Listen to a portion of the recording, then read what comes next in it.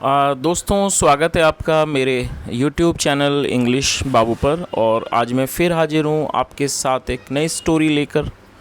और दोस्तों, आज जो स्टोरी मैं आपके लिए लेकर आया हूँ ये एक शॉर्ट मॉरल स्टोरी है। छोटी सी कहानी है लेकिन बहुत ही अच्छी कहानी है, सुनकर आपको बहुत अच्छा लगेगा। उसके अलावा इस स्टोरी में आपको कई सारे नए इंग्लिश के वर्ड मीनिंग सीखने को मिलेंगे, उनकी करेक्ट प्रोनाउंसिएशन के बारे में पता चलेगा और हमेशा की तरह जो इसका ग्रामर का पार्ट है उसे एकदम डिटेल में कवर करेंगे, तो एक एक स्ट्रक्चर को आप बहुत आसानी से सीख पाएंगे।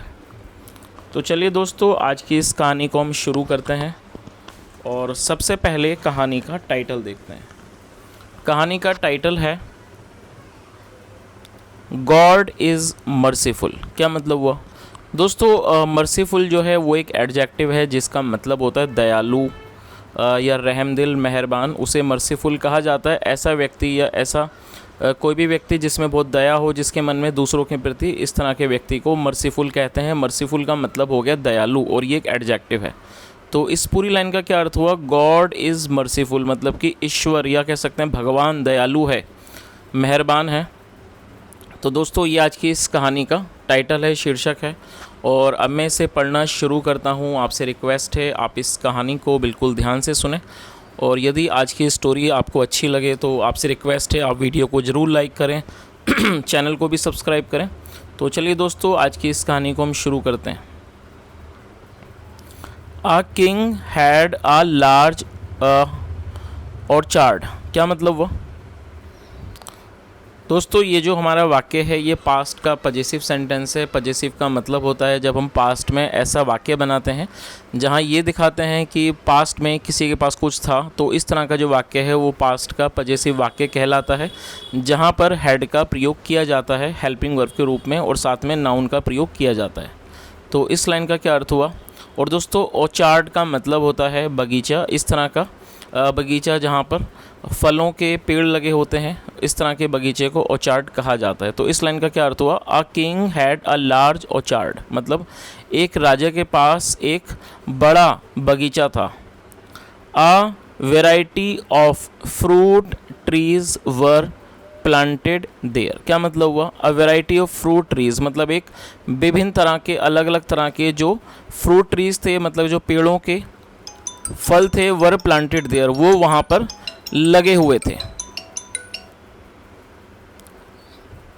Many fruits became ripe every day. क्या मतलब हुआ दोस्तों? ये जो हमारा वाक्य है ये पास्ट इंडेफिनिट का अफर्मेटिव वाक्य है। और जब हम पास्ट इंडेफिनिट में अफर्मेटिव का वाक्य बनाते हैं तो वहाँ वर्ब की सेकंड फॉर्म का प्रयोग किया जाता है। बिकम मतलब बनना और सेकंड फॉर्म में बिकेम। और राइप का मतलब होता है पकना। Many fruits became ripe every day मतलब कि प्रत्येक दिन या कह सकते हैं हर दिन कई फल पकते थे या कई फल पक जाते थे। The gardener used to collect those ripe fruits from the various trees and take them to the king. क्या मतलब हुआ दोस्तों? इस वाक्य में यूज टू का प्रयोग किया गया है। और पास्ट में यूज टू का प्रयोग जब किया जाता है जब हम कोई ऐसा वाक्य बनाते हैं जहां पास्ट की कंसिस्टेंसी को दिखाते हैं, जहाँ पे ऐसा वाक्य बनाते हैं कि पास्ट में ये दिखाते हैं कि कोई व्यक्ति किसी काम को बराबर किया करता था, तो वहाँ पर यूज टू के साथ वर्ब की फर्स्ट फॉर्म लगाई जाती है। कलेक्ट का मतलब होता है इकट्ठा करना। द गार्डनर, गार्डनर मतलब कि माली, used to collect those ripe fruits.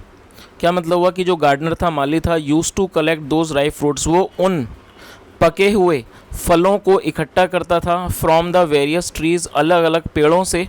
And take them, take मतलब ले जाना, एंड टेक दैम और उनको ले जाता था टू द किंग, राजा के पास। तो इस पूरी लाइन का क्या अर्थ हुआ कि जो गार्डनर था, माली था, वो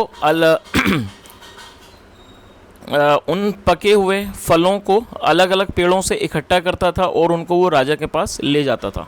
चलिए आगे देखिए।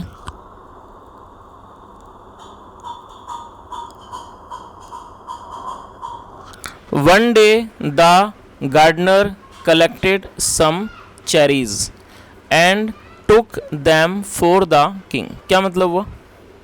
और दोस्तों, ये भी पास्ट इंडेफिनिट का अफर्मेटिव वाक्य है। यहाँ पर सेकंड फॉर्म का प्रयोग किया गया। कलेक्ट का मतलब इकट्ठा करना और सेकंड फॉर्म है। वन डे एक दिन the gardener collected some cherries. और चेरी का मतलब होता है कोई बेर वगैरह। जो गार्डनर था, माली था, उसने कुछ चेरीज़ को मतलब बेरों को इकट्ठा किया, and took them for the king, और उन्हें राजा के पास ले गया, और उन्हें राजा के लिए ले गया। फॉर द किंग मतलब राजा के लिए, और उनको राजा के लिए ले गया। दैट डे, उस दिन, the king was in a bad mood. क्या मतलब हुआ दैट डे, जो राजा थे, the king was in a bad mood मतलब जो राजा थे वो एक बुरे मूड में थे, मतलब एक बुरे बैड मूड का मतलब होता है बुरा स्वभाव या बुरा मूड, अपने एक बुरे मूड में थे।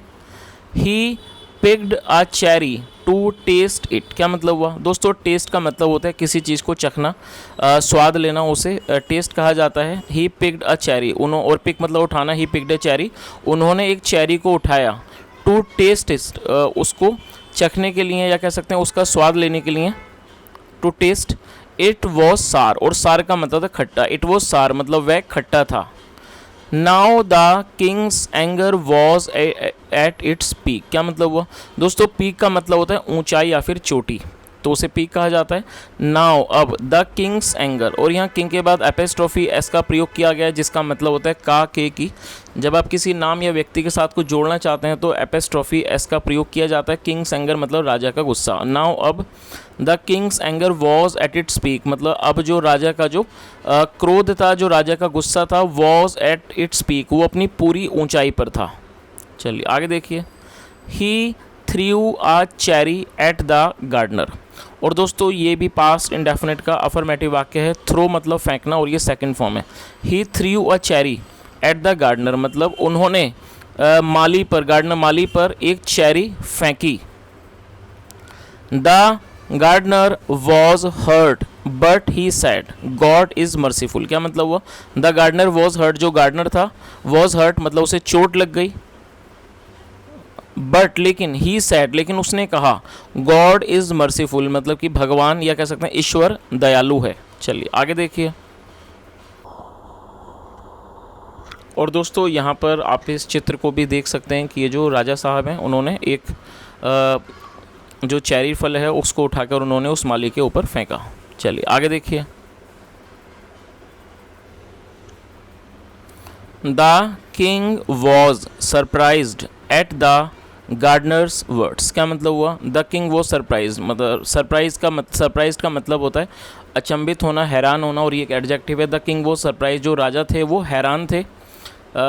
At the Gardner's words, at the Gardner's words मतलब कि माली की बातों पर या माली के शब्दों को सुनकर जो राजा थे वो हैरान थे। चलिए आगे देखिए।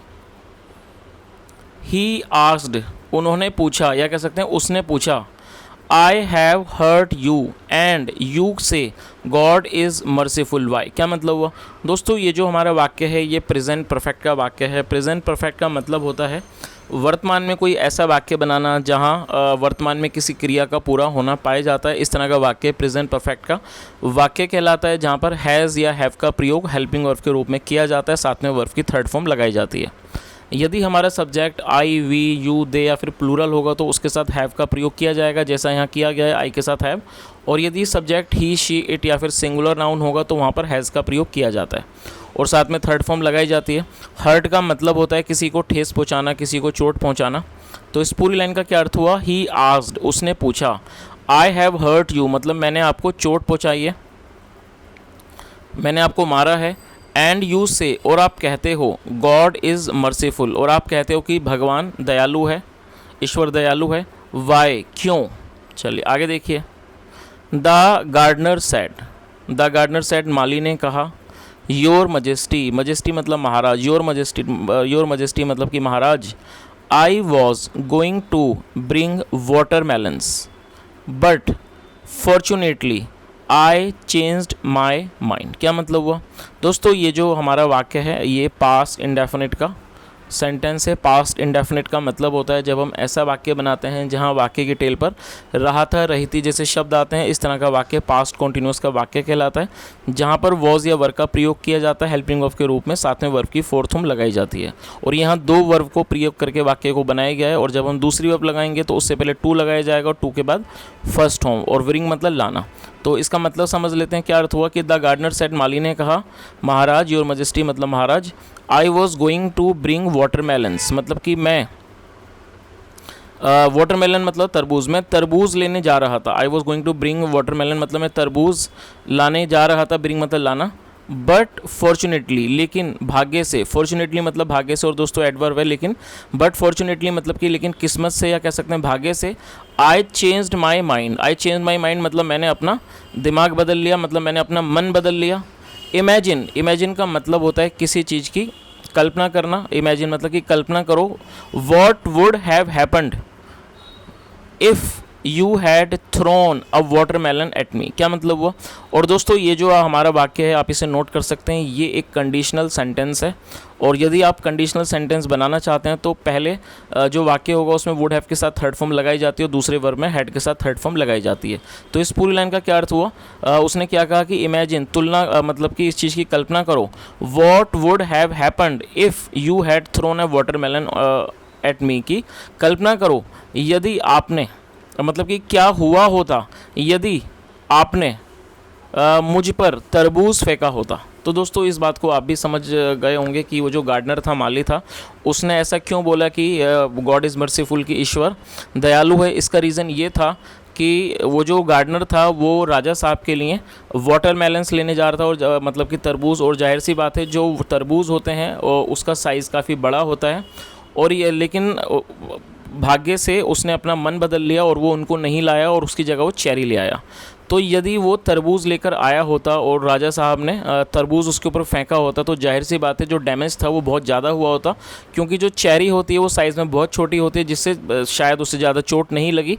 लेकिन यदि उसके ऊपर तरबूज फेंका गया होता तो गार्डनर के ज़्यादा चोट लगी होती। इस वजह से उसने कहा कि गॉड इज़ मर्सीफुल। चलिए देखते हैं आगे। दैट इज़ वाई, इसलिए, दैट इज़ वाई मतलब कि इस कारण, इसलिए, आई सैड मैंने कहा, गॉड इज़ मर्सीफुल मतलब कि ईश्वर दयालु है। King also laughed at this, और जो राजा थे वो भी इस बात पर हंसे। चलिए, तो दोस्तों ये आज की एक छोटी सी प्यारी सी अच्छी सी कहानी थी। मैं उम्मीद करता हूँ कहानी आपको भी अच्छी लगी होगी। और यदि मेरा पढ़ाने का प्रयास आपको अच्छा लगा हो तो आपसे रिक्वेस्ट है आप वीडियो को लाइक करें, शेयर करें, चैनल को सब्सक्राइब करें। और यदि आपका कोई सुझाव हो या कोई ऐसा सुझाव हो जिससे हम इस तरह के वीडियोस में थोड़ा और भी सुधार कर सकें तो आपका बहुत स्वागत है, आप कमेंट के माध्यम से ज़रूर बताएं। यहाँ तक सुनने के लिए thank you so much. Have a nice day and bye.